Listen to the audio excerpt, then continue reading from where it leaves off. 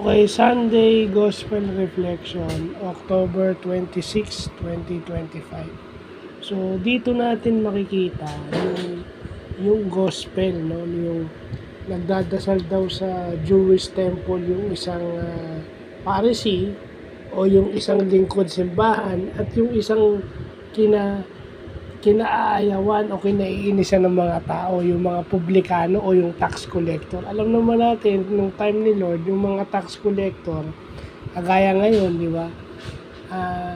Yung tinataasan o dinadagdagan yung buwis na kanilang kinokolekta. Well, to make the story short, nanalangin sila pareho. Pero yung Pharisee, which is dapat lingkod ng simbahan, yun yung with pride. Okay? He prayed with pride while the other does the opposite with humility. So, sabi nga ni Father Joel, di ba?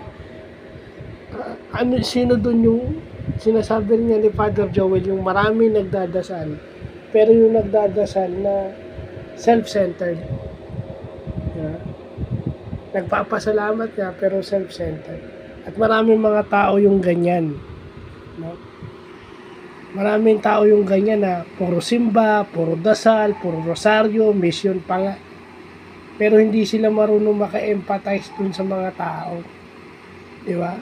Hindi nila naiintindihan yung pinagdadaanan ng bawat tao. Di ba? Hindi naman natin alam kung bakit nakapandaya o nagawa ng kasalanan yung publikano. Diba? Dahil tao lang naman din siya. Yung nga yung sinasabi na hindi natin alam yung choices ng bawat tao.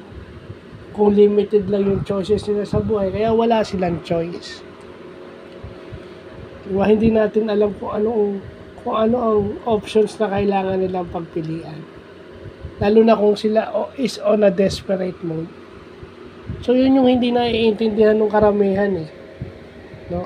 Kasi iba-iba naman tayo ng dinaranas sa bawat tahanan o sa bawat bahay. Hindi naman magkakapareho yung treatment sa atin sa bahay, di ba? Merong iba treated well, meron namang iba hindi. Yeah. So, yun. Kasi meron dyan, lumalabas na lang ng bahay, imbes makipagtalo, di ba? Meron namang iba, tas the opposite, confrontational, yeah? Yung may madidinig. Ako sa lahat ng ayoko, yung may madidinig. Kasi yung pagtulong sa kapwa is wala ka dapat nadidinig. Kung magbibigay ka sa kapwa, wala kang madidinig. Although yun na nga, di ba?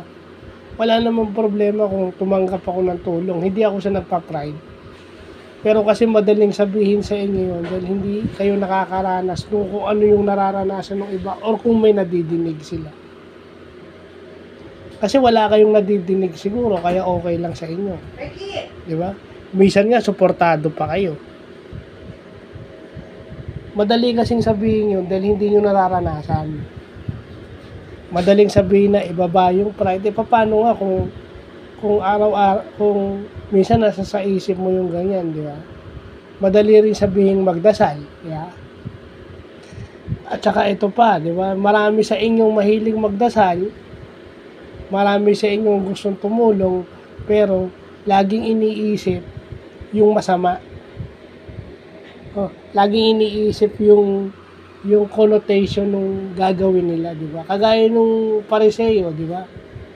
Nagdasal siya sa Lord na sinabi niya, Lord, papasalamat ako na hindi nagpapasalamat ako at hindi ako katulad itong tao na to, yung publikano. Nangangalo niya, mandaraya, mga ganyan. Hindi ba sa atin, marami rin kagaya ng Pariseo. Nagsiserve sa simbahan, gustong tumulong pero ang isip is kumbaga ang isip is masyadong patago yung pagtulong.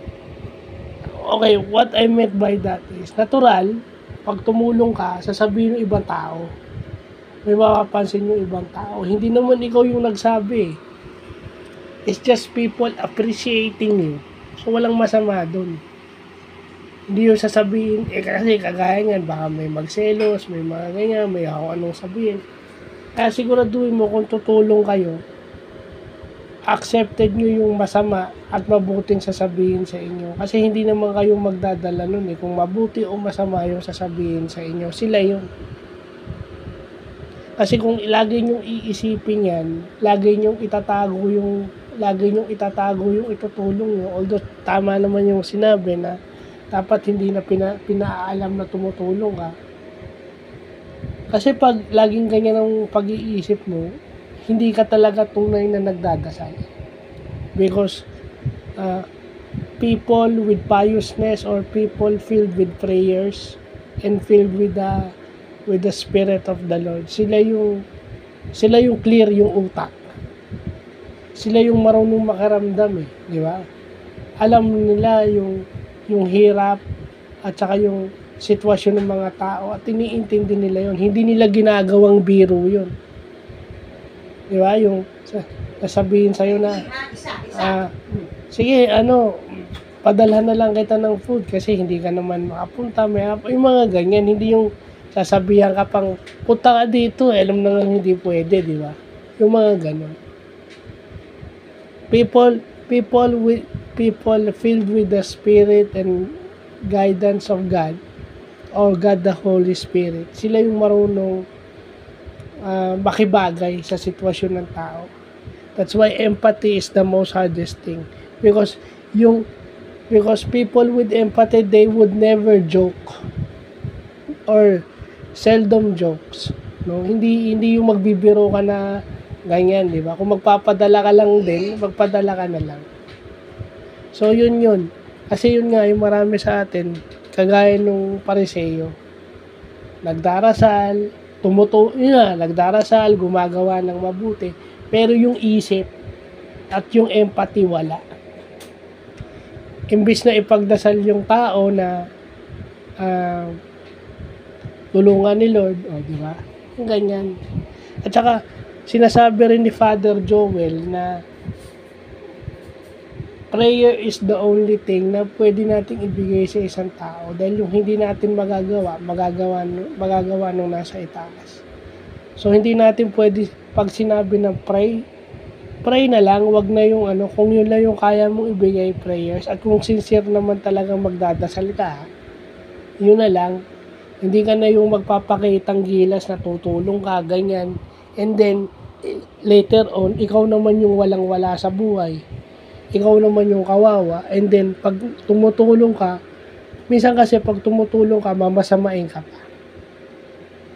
Diba? Kailangan pa bang masamain ka bago mo ma-realize na yung pagtulong mo minsan hindi na tama. Diba? So, yun lang pa.